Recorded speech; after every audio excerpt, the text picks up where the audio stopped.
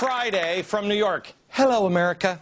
The premise of these Fridays is to get to know our founding fathers. Why? Because back in the early 1900s, the progressives had an idea to fundamentally transform America, and it crashed the first time. It didn't work. They've been doing it in bits and pieces the whole time. It didn't work the first time because they knew they had to fix three things. One, undermine the Constitution. They had to get us off the Constitution. Stop reading it. It doesn't matter. Doesn't matter. Just look at this law. Okay? They also started case law, study case law instead of the founders' words. The second thing they had to do is undermine the founding fathers. We loved these guys up until about 1920 to 1940. And we started losing interest in them. Okay? We loved them. They had to take them apart. It's 1920-ish that they first start revealing that they're just racist, white, rich guys. Okay? Then the last one was undermine faith and religion. Tonight, we're going to restore one of the founding fathers, one you've probably never even heard about, and it will also teach you a little bit about faith and religion, so it's two in one shot. We have a studio audience in tonight. We're going to talk to you guys a little bit on questions, but I want to know, who here knew about George Whitefield before you were invited to come? Three people. Three people. I had never heard of this guy. How many have read up since you got the invitation to come? Okay. Were you amazed at what you learned? Yes. Do you think there would have been a revolution without him? There would. There wouldn't have been. So how come, America, you've never heard of him? Well, I'll explain throughout the rest of the evening. And I have some experts here that are going to teach you about him, and he's an amazing guy. But first I want to tell you a little bit about, we're all looking for answers, right? That's what we're here. We're here to restore some of these things. If you want to hold on to America, you have to restore them. And we're all looking for answers, and there's a lot of answers, and most people are just focused on politics and everything else. This show's going to be different. About a year and a half ago, I started the 912 Project. Now, I haven't talked about it much on this program because it's not my project. I'm a proud 912er myself, but I'm not involved in running it or anything else. This was a project for you. You do it. You put it together. Get together. But I want to give a little piece of advice to the 912 group. You need to double your efforts. You need to get more people into the project. Tea parties, you play a valuable role, but your role really is Washington.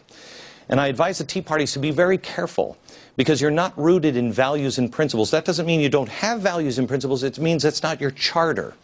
What are your charter values and principles? And 912 members, if you are not studying the values and principles, if you're not looking at that, and you're not rooting yourself in that and the founding fathers, well, then you're doing something different. 912 Project is not a Tea Party. It wasn't a political action committee. It was a preservation committee. As I saw, it was for a way for people to get together, know that they weren't alone, and then to learn and teach each other about the values and principles that were important to the founding of our country. This is really important right now because just like any kind of movement, especially a rights movement, there will be others that join you. Martin Luther King wasn't alone. There were a couple of other people that wanted to change the world. There was Malcolm X. Only one of them stood. There was another one, William Ayres. Which one succeeded? The one that was in values and principles, Martin Luther King. It's important. We're going to go through some tough times in the coming months and years. Europe is on its way. We're seeing the very beginning of Europe falling apart. And things, when it falls, things are going to come. They're going to come crashing down on our heads, and they're going to come down crashing quickly. And we're all going to be, somebody's going to say, come, follow me, follow me. That direction is going to be a global direction. Values and principles and remembering who our founders were. You need to teach your children now. You need to see these things for yourself, and then you must teach yourself, and then you must teach your children. I've said for years now to wives and mothers, you must now start to see yourself as Sarah Connor. You must equip your children with the information they need to survive an ever-changing world. Ronald Reagan said many years ago, if this country fails and falls, where will the rest of the world go for freedom? But he also said this, America is the last stand. On the globe, there is no other place. And if this generation loses man's freedom, according to Ronald Reagan, this generation will not see it again. I just the other day read a letter between Thomas Jefferson and John Adams. It was 1823 and 1824. And they were going back and forth, and they were talking about, wow, this thing's going to fall apart at some point. And Thomas Jefferson said, yes, yes. But if they lose freedom, he's speaking of us, future generations, if they lose freedom, there will be rivers of blood. I mean, he talks about rivers of blood 3-4 times before we finally gain freedom back. Boy, I hope that's not true, but I can tell you there will be rivers of blood if we don't have values and principles. Second attempt, third attempt, fourth attempt, it's going to take a while to turn it back around. You must see yourself as a guardian, somebody who will preserve what is true and pass it on. Be a guardian. We don't need militants. We don't need revolutionaries. We need guardians. We need leaders. There are plenty of Minutemen, people willing to be Minutemen. Where are the people that want to be George Washington? Where are the Benjamin Franklins? Where's Sam Adams? Where's John Adams? That's what the 9/12 Project is. It's not to create warriors, but to create great minds that understand freedom, to be able to be the next George Washington. That is your role. Now, it may be that you're George Washington. It may be that you're George Whitefield. It may not be that. It may be that you have to inspire somebody to be that. You may be raising the next George Washington. Guide them, shape them. Live the principles and the values.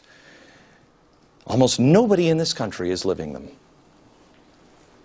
Learn the truth.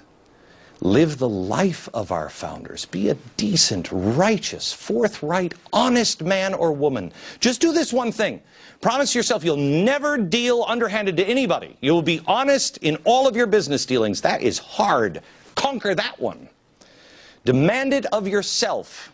Demand a higher standard for yourself and your children, and do it now. Your children need to see an example. Your children need to learn these things. Your children must be prepared. Your children need to know what is true, what is not, what it is to work, what merit is. There's one thing that I learned from George Whitefield, and that is individual rights and standing out alone. Being a guy this guy took eggs and tomatoes to the head all the time. This guy was an outcast all the time. He was a preacher. Look at him.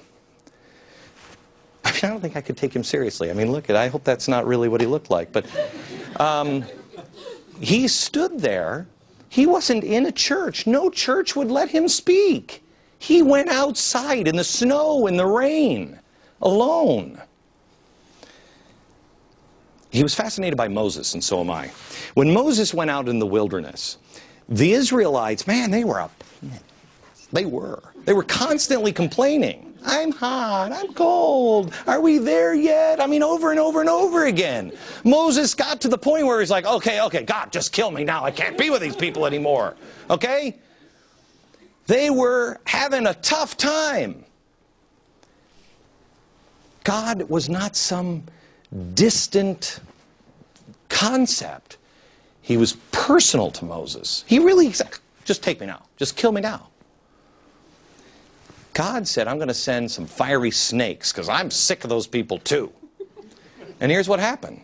He said to Moses, Moses, just take one of the snakes, make a representation of it, and put it on a stick. And tell everybody to look at it. If they didn't been bitten by the fiery serpent, then just tell them to look at the stick and they'll be fine.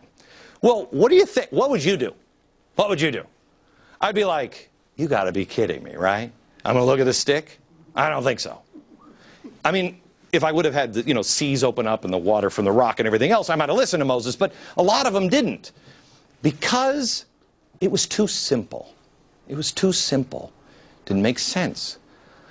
Well, what is that story really about? What is the message? The message Moses was bringing is look to God and live. Look to God and live. There's going to be a lot of answers. A lot of them are going to be complex. Don't dismiss the simple one. It's not about you, it's not about me. It's really about our children and their freedom.